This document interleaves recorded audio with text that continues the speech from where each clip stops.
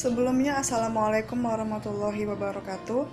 Saya Feti Utami, NPM 18140026.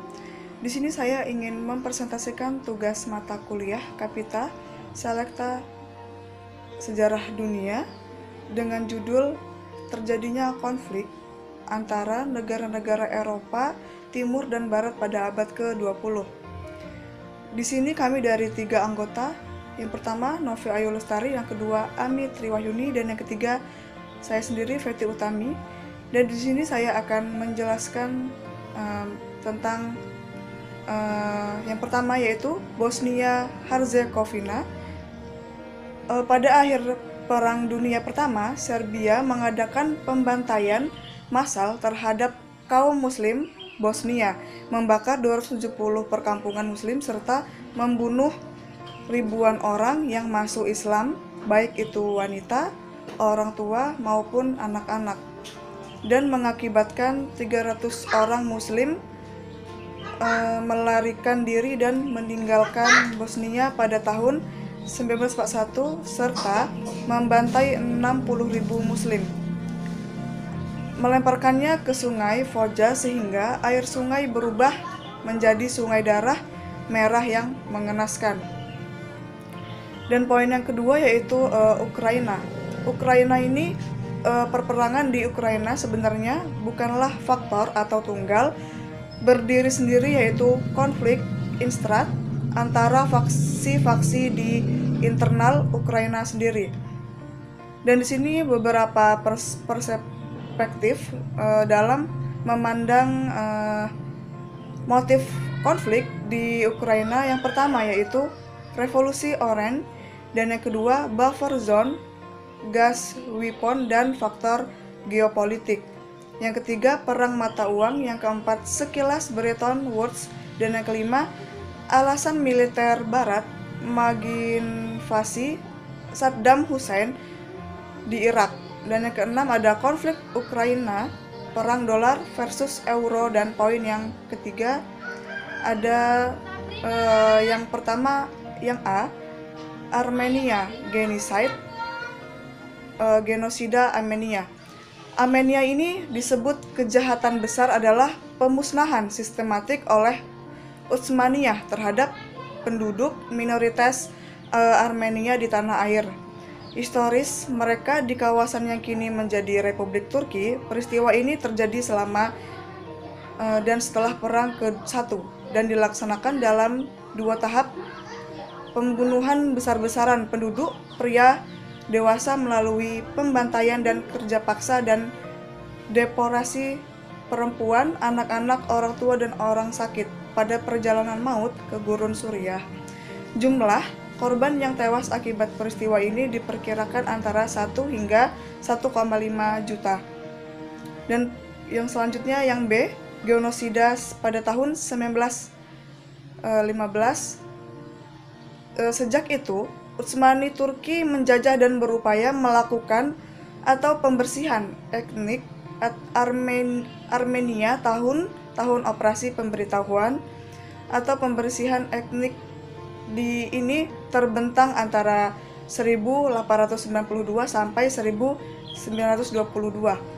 Pada tahun 1914, Imperium Utsmani Turki mengeluarkan semacam ketentuan seluruh laki-laki Armenia yang berusia antara 18 sampai 60 tahun dimobilisasi untuk menghadapi Perang Dunia. Sekian, dan selanjutnya akan dilanjutkan oleh teman saya. Saya akhiri, wassalamualaikum warahmatullahi wabarakatuh. Selanjutnya yang C adalah perjuangan Armenia untuk keadilan. Jadi perjuangan rakyat Armenia saat ini hanyalah untuk sebuah pengakuan dan berharap ditegakkannya keadilan. Kemudian yang keempat ada perang Nagorno-Karabakh. Jadi perang Nagorno-Karabakh ini merupakan konflik bersenjata yang terjadi di Nagorno-Karabakh, Azerbaijan Barat Daya dari Februari 1988 sampai Mei 1994. Perang ini terjadi antara etnis Armenia di Nagorno-Karabakh yang dibantu oleh Armenia melawan Azerbaijan, seperti itu. adalah berebut status sebagai penguasa Nagorno-Karabakh. Konflik antara Armenia dengan Azerbaijan sempat mereda pada akhir 1992, menyusul musim dingin yang melanda kawasan tersebut. Namun, konflik tersebut kembali memanas di tahun berikutnya, yaitu bulan Januari 1993. Pasukan Armenia kembali melancarkan serangan ke wilayah Nagorno-Karabakh utara yang sudah dikuasai oleh pasukan Azerbaijan sejak pertengahan tahun 1992. Serangan tersebut membuahkan hasil karena sebagian wilayah utara Nagorno-Karabakh berhasil dikuasai kembali oleh kubu Armenia. Itulah timbulnya konflik internal di tubuh Azerbaijan. Karena minimnya pasukan Azerbaijan yang dikerahkan untuk melindungi Kalhajar dan sekitarnya, pasukan Armenia berhasil merebut wilayah tersebut dalam waktu yang singkat. Selama serangan tersebut, pasukan Armenia juga berhasil merebut sejumlah kendaraan lapis baja milik Azerbaijan. Dan selanjutnya, konflik terakhir menjelang akhir perang. Jadi, keberhasilan pasukan Azerbaijan merebut kembali sejumlah wilayah Nagorno-Karabakh tidak lantas menunjukkan kehebatan pasukan Azerbaijan karena pasukan Armenia pada saat itu bisa dibilang belum merespon pasukan Azerbaijan. Yang terakhir adalah penyebab terjadinya konflik antara negara-negara Eropa di timur dan barat. Yang pertama adalah munculnya Amerika Serikat sebagai negara pemenang perang di pihak sekutu seperti Inggris, terus Prancis dan Amerika Serikat. Kedua, munculnya Rusia atau Uni Soviet sebagai negara besar dan berperan membebaskan Eropa bagian timur dari tangan Jerman dan membangun perekonomian negara-negara di Eropa Timur. Kemudian yang ketiga adalah kurangnya toleransi terhadap sesama agama, dan selanjutnya keanekaragaman geografis. Assalamualaikum warahmatullahi wabarakatuh. Perkenalkan, nama saya Novi Ayu Lestari, NPM 18140027. Nah, di sini saya akan melanjutkan pembahasan materi, meneruskan pembahasan yang telah dibacakan oleh teman saya, yaitu tentang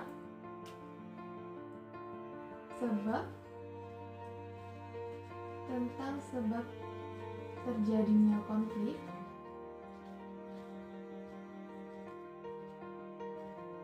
antar negara Eropa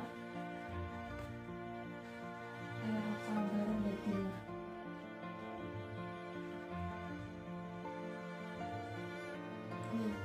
Jadi penyebabnya itu ada keanekaragaman demografis, kemudian keanekaragaman aliran atau ideologi politik, kemudian ada krisis identitas atau kesetiaan seperti asabiyah, wataniyah, kaumiyah, dan lain sebagainya. Kemudian keanekaragaman geografis serta posisi strategis. Nah, selanjutnya yaitu pengaruh terjadinya konflik antara negara-negara Eropa Timur dan Barat. Jadi selanjutnya itu ada pengaruhnya. Jadi pengaruhnya apa saja sih? Yang pertama, menurunnya harga saham dan bertambah buruknya perekonomian negara. Kemudian yang kedua, yaitu terganggunya kehidupan masyarakat dalam menjalankan aktivitas sehari-hari, baik masyarakat lokal maupun dari negara tetangga.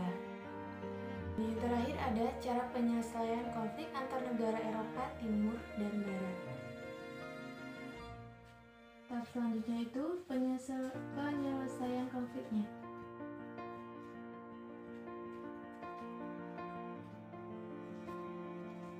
Nah, yang pertama ada negara Bosnia dan Herzegovina.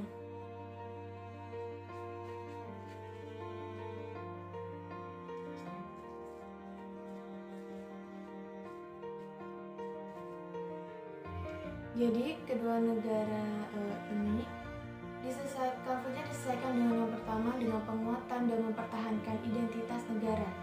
Karena berlarutnya masalah yang terjadi di Bosnia ini, membuat PBB dan beberapa organisasi internasional lainnya ikut turut tangan dalam menyelesaikan konflik Bosnia dan Herzegovina. Yang kedua ada negara Ukraina.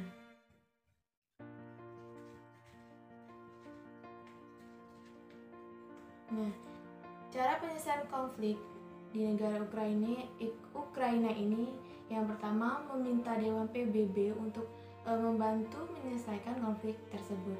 Selanjutnya yaitu negara Armenia. Nah, negara Armenia ini menyelesaikan konfliknya secara damai dengan mengikuti tata cara hukum internasional. Yang kedua yaitu menyelesaikan konfliknya dengan cara perundingan antara negara yang bersangkutan. Nah, itu tadi ialah sebab terjadinya konflik, kemudian ada pengaruhnya serta penyelesaiannya. Semoga teman-teman semuanya dapat memahami. Untuk itu saya akhiri. Wassalamualaikum warahmatullahi wabarakatuh.